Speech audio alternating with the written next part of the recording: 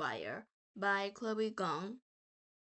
First, this book begins with a demonstration in the harsh reality of downcountry, the normal physical world that is violently suppressed by Niocorp riot robots.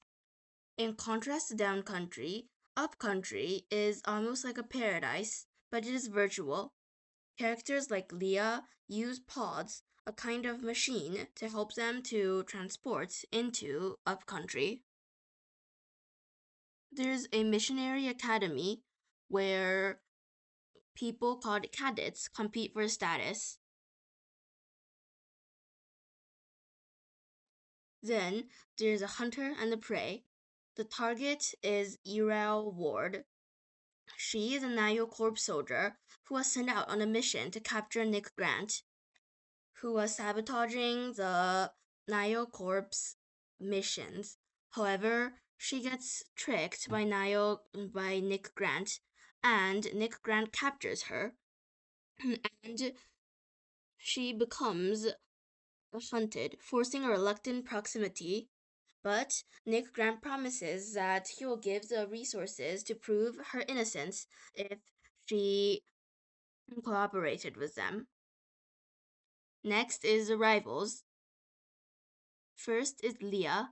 She's an orphan, and she was adopted by a senator, is desperate to secure her future and status. Kieran is the only obstacle, her arch nemesis. Instead of a standard final task, they're paired together. Their objective is in high stakes, navigate a virtual server to track down Ataquan traitor. They're forced into a partnership they cannot escape. A forced collaboration. Trust is not existed in downcountry. Nick forces Israel to help him find a dangerous program. In upcountry, Leah and Kieran must infiltrate Meladuo together. Both relationships begin with hostility and suspicion, but afterwards they will change. Irael and Nick navigate the physical dangers of the cities with her team, Miz and Blair. In conflict, Nick refused to explain the significance of the data they're stealing, leaving Irael puzzled. Irael is working in the dark, using her knowledge of virtual spaces to aid Nick, questioning her loyalty to Niocorp's every step. Next is a glitch in the system. As Leah and Kieran infiltrate the virtual territory of Meladuo, the perfect facade began to crack. They suspect they are merely a part or a pawn in a larger mission or game. The academic rivalry cools as they realize the danger is systematic, not competitive. They're tracking a ghost in the machine, and there's much more to stake than their score ranking. The target of Leah and Kieran is Chang Ying, a key engineer. He is in upcountry, he is as a Huan trader, but in downcountry, he is doing a dangerous program. And there are links to a classified AI development project. The threats in both worlds are based on the same systematic conspiracy. So, Leah and Kieran must find him. Although it is also known that Leah's father had a connection with this target. The war is a lie.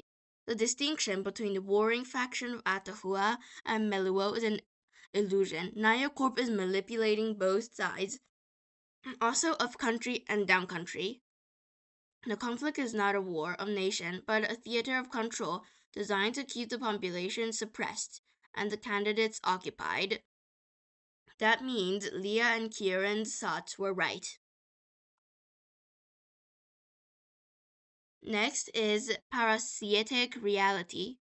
Virtual Paradise isn't just a separate server, it's physically draining downcountry. The luxury of virtual elites comes at the direct cost of the physical suffering below. The connection is far more parasitic than previously believed. I also think that if this position continued for longer, maybe downcountry will not exist anymore, and everyone from birth to death will live in Upcountry, the virtual world, never to know the actual physical world. Next, the change of enemies to allies on both teams. Irao and Nick, from hunter and hunted into partners to fully rejected soldier programming. Leah and Kieran, from rival to partners.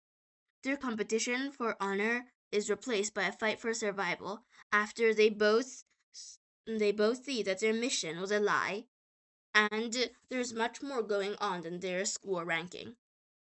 In a world of lies, the only truth is the person standing next to you. Next is open rebellion. The riot bots detonate, the city blocks explode, the slow sabotage turns into explosive warfare as the corporate government control breaks down completely. The ColdWire heats up.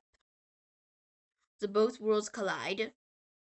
Downcountry and upcountry is almost broken. The barrier is almost broken. The final mission of Leah and Kieran escalates into a real world confrontation. What was meant to be a training exercise bleeds into reality. The anarchists, Erel and Nick, work to expose technology, shattering the balance between up and down country permanently. It is no longer a simulation or a mere school mission. Status War. The illusion is dead. Nile Corp's mask has fallen, but the conflict is not resolved. It's evolved into a full-scale dystopian war. The question remains, who can be trusted? What is the ultimate fate of the cities? This is a cliffhanger, and we are all excited for the next book.